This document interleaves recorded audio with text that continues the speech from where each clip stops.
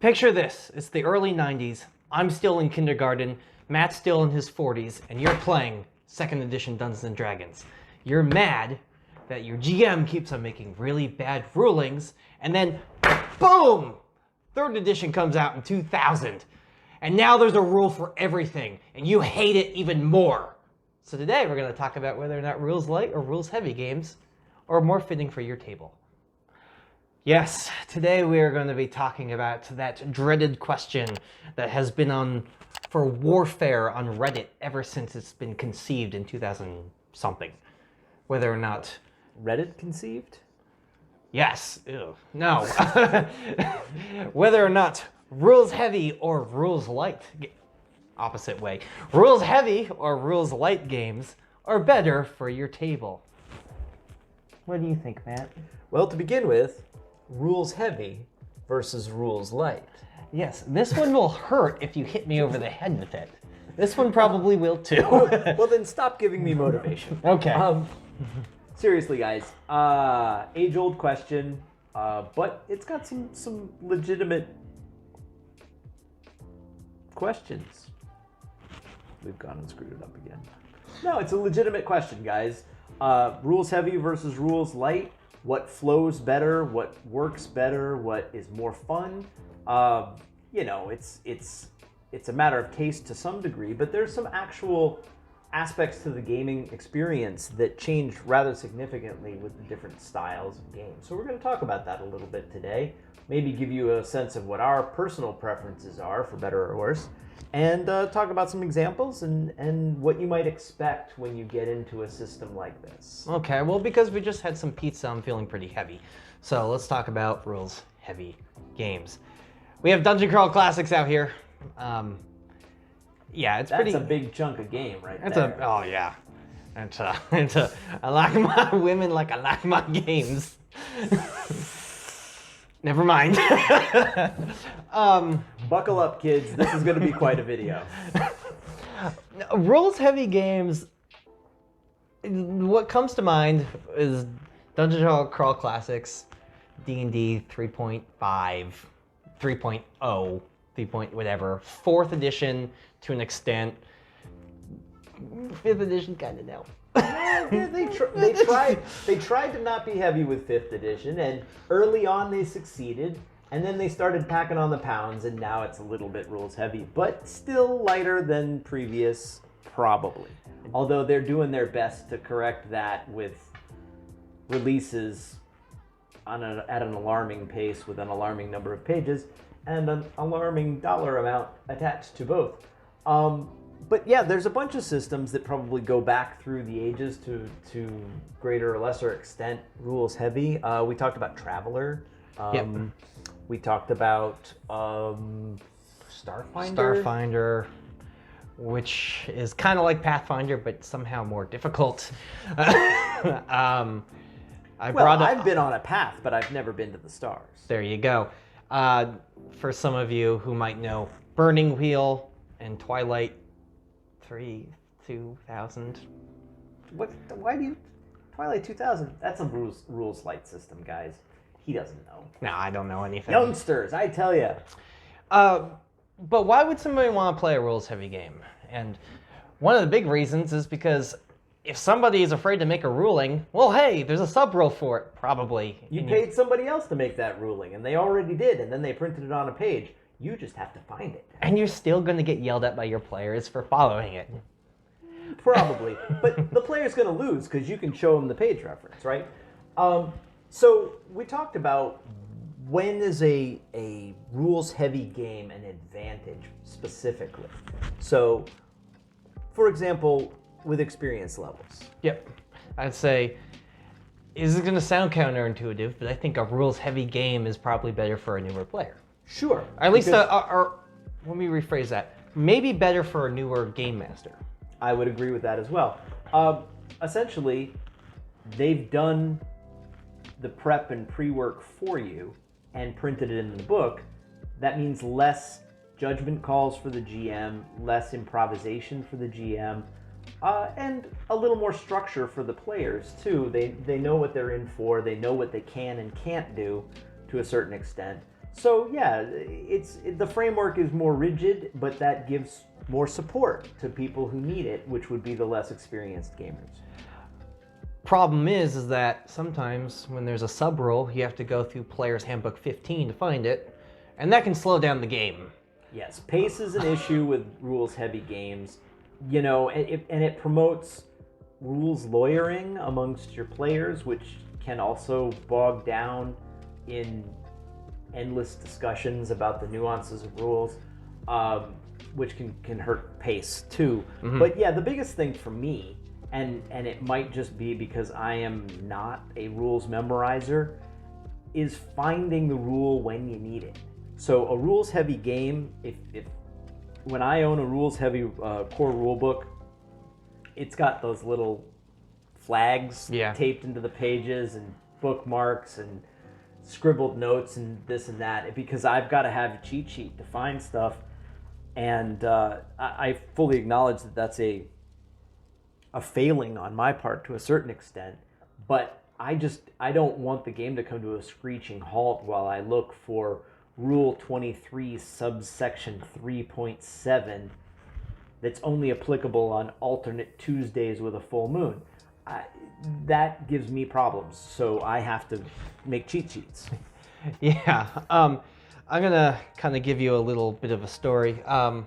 Quick story, shout out to Maple Table, Nathaniel. He's running a game of Starfinder for a group of friends, and he invited me to play.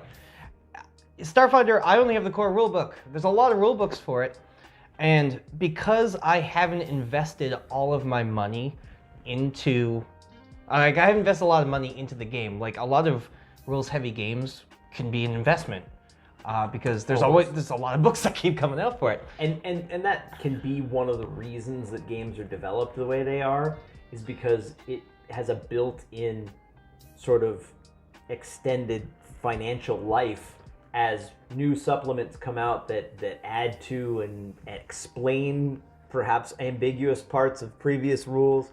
And yeah, I mean, if people are into that type of gaming environment where they want pages and pages and pages of resource material, books and books and books, they will keep shelling out for them. And so that's an incentive to the publishing company to produce a game like that if people are buying it.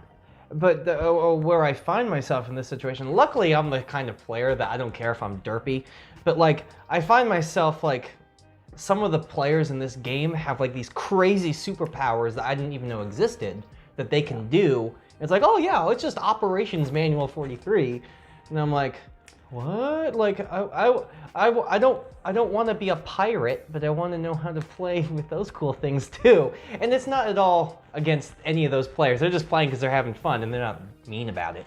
But it's one of the downsides to something like this. Well, and yeah, actually that sort of speaks to the other thing that concerns me, which is the knowledge gap. A rules-heavy game will magnify knowledge gaps between players. The people who have the rules memorized, the people who understand the nuances, the people who have the 27 supplements to the main core rules, they're going to have access to resources that other players do not.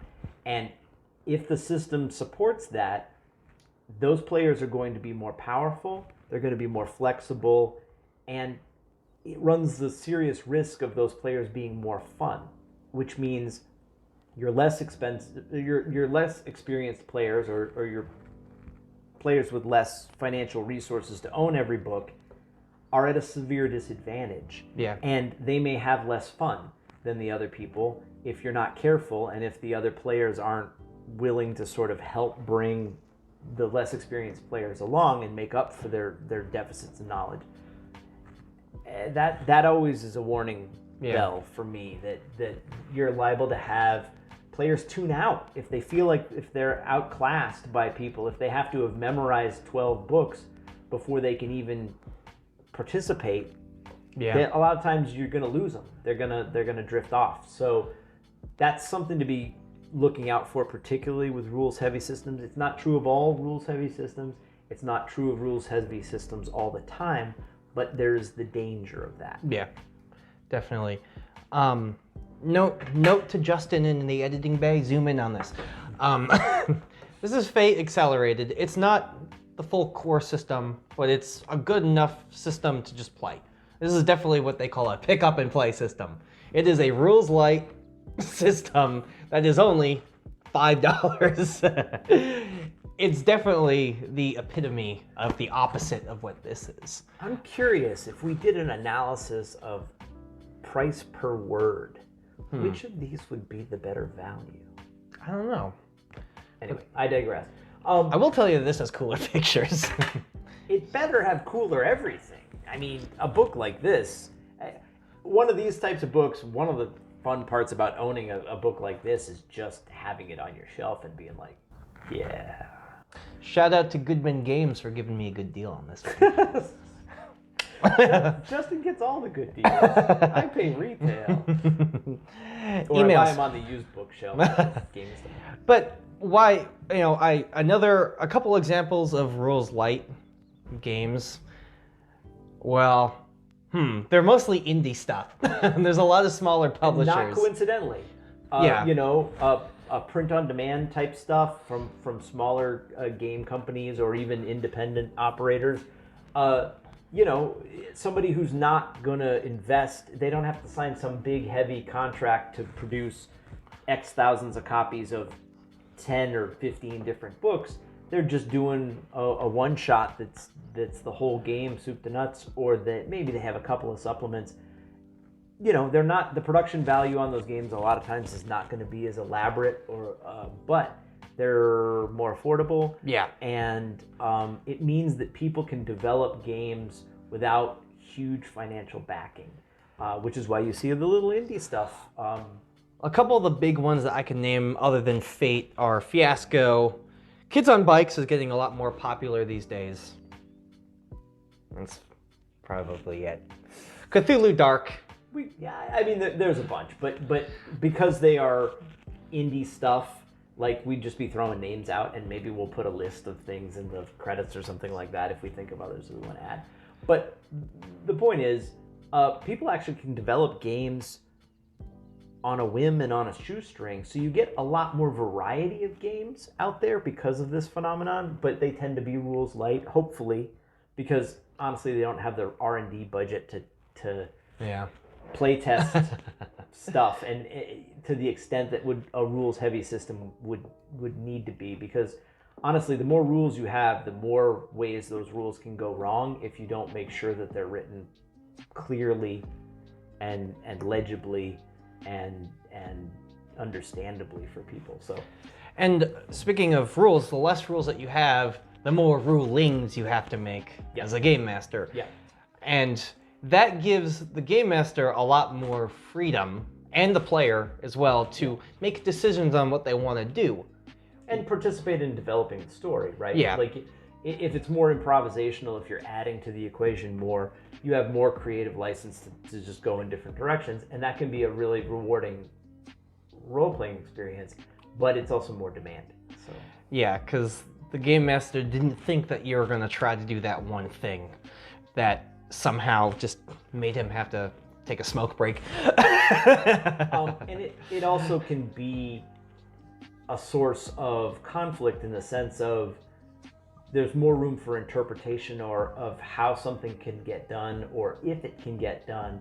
Yeah. And so a player might have a dispute with the GM about, hey, I should be able to do this, or I should be able to do this easier, or, and anytime that there's a judgment call like that, there's potential for drama.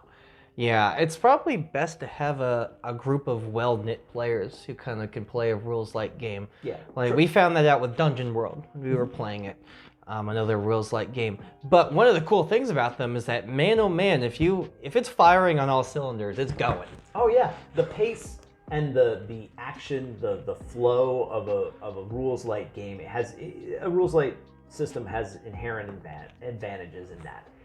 When it's working, it really is working, and the pace of the game, the excitement, the energy level is just gonna be easier to maintain. But again, you need to have people who are invested that can help you do that as players, as well as a GM who's flexible enough to roll with the punches and the curveballs that the players throw. the rules heavy stuff is its own arbiter of discrepancies, provided it's well written. If it's not well written, then there's ambiguity in the rules and people will debate interpretations of rules. You've all been at the table when an expert player wants to debate the GM on the interpretation of, Rule 23 subsection, 4A. And you know what happens when two master debaters come across each other? Parental guidance warning, insert here. Yes, look, guys, any system has its drawbacks and advantages, and whether it's rules heavy or rules light will suit your style or suit a particular a group differently at different times. We've both had fun playing both types of games. Definitely. So there's not one that's inherently better than the other. Yeah, no, I don't think there are either. But I will say that these days I'm leaning more towards rules light. Just my subjective opinion. You don't have to agree with me. Yeah, I guess I probably would agree with you, which makes for a less interesting video. But honestly, again, I've been playing long enough. Okay, all right. Pick up your weapon and let's go. I've been playing long enough where I'm comfortable in an environment where improvisation and interpretation goes pretty organically. And for that reason, I don't necessarily need the book to make every last iota of decision making take it from our hands. So yeah, I tend to favor the lightweight stuff. Well, let us know in the comments what you think is, tell us what is best for your table. What do you think? What do you play? What do you prefer? Yeah, and it might change, right? It might be this month you're into this game and it happens to be rules light and you're having a great time with it, but your favorite game of all time is, one of these encyclopedic volumes that covers every last detail. So it's okay to love both. Yeah, why not? Never mind, I'm not going to make that joke. Thank you guys very much for watching. I hope that you like, comment, and subscribe, and I hope you don't mind that I'm just a ball of energy today. We're going with decaf next time for Justin. Until then, guys, thanks so much for tuning in, and game on.